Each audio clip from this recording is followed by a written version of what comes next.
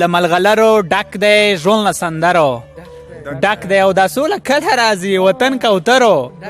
ډک دی او ژوند د ځنګله په څېر دی له ځناورو ډک دی ځان او بچي خرڅوي ښار له سوالګرو ډک دی افغانستان وګوره وهډه له زرو ډک دی او دا وخت دردار ته بوځئ تش له خبرو ډک دی او هیلمن فیر که نه وي غلمنترو ډک دی سلامونه احترامات درنو قدرمنو کتونکو هیلمن ژوندی د اووم ځل لپاره په نصافي بنډار کې زړګي په ورکوو که جانان ګل په روکوي غزل به ترې کو که کنزل په روکوي ریباره ته خو ورشه مشوره ورسره وکړه هیرو کلام به ورکم که پنسل په روکوي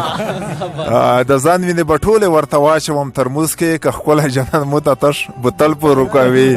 سرویس په ډبیبان بټینه زه په ورکوم که یار مې استعمال چاوله چپل په روکوي هر څه د پدرشن په سلرچن مو ته یوسف کې هونډا په ورکوم که سایکل په روکوي جوهره د خزان نه بهار والا سپیروي ګردس په ورکوم موږ ته کټل په روکوي جنگ را سره وکړه جنگ مزه کوي لوپر سخت د بنګړیو شړنګ مزه کوي لوپر ژمي کې شراب عجیبه کیف کوي قسم دی اوړي کې په خدای چې بنګ مزه کوي لوپر نه ګرځم نور په لپاټو پسې بازار کې تا سر خو خر یو رنګ مزه کوي لوپر ژوند پاتې اوله لحظه ده ساز کړه خلاص له بربدیو نه خیراز کړه تا په لور مې سترګې دي ضد مه کوه نوم په خوږه ژبه نه انګاز کړه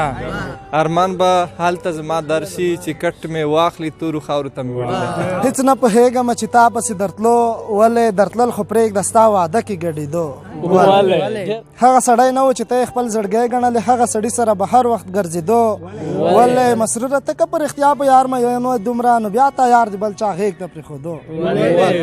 ته رانه مه پوښته چې ولې دې خوبونه نشته او ته راته ووایه چې څوک څنګه شودله درده زدګار زړی یارمره په رغو وایه د رنځورو سلامونه باده په باد مې سلام وایه په هغه باد چې د جانان په لور ځینه د یوه غره او د بل غره سر سندرو کې رانیسې جانان عجیبه مې په خبرو کې رانیسې زړګیه ته زما په شپر نه یې پوهېدلی چې ته مې د اشنا تر مخ په غورو کې رانیسې او نه باز یم نه کوتره چې زه اوس درنه الوزم للیه بې مجیبه مې وزرو کې رانیسې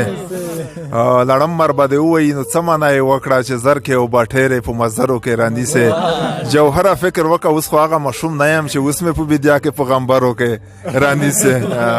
ژوند تیره کېږي ولې زړه نه چاودېږي ولې د پښتنو رواج کې دا قربانېږي ولې یو سره مینه کوي بل ته وادېږي ولې یار چې له یار جدا شي دواړه مړه کېږي ولې ورته له ځانه ګران و موس کافر کېږي ولې بې هیله منه ژوندونیس نه تېرېږي ولې دوستانو تر بیا مو په دعاګانو کې یاد ساتئ د خدای په امان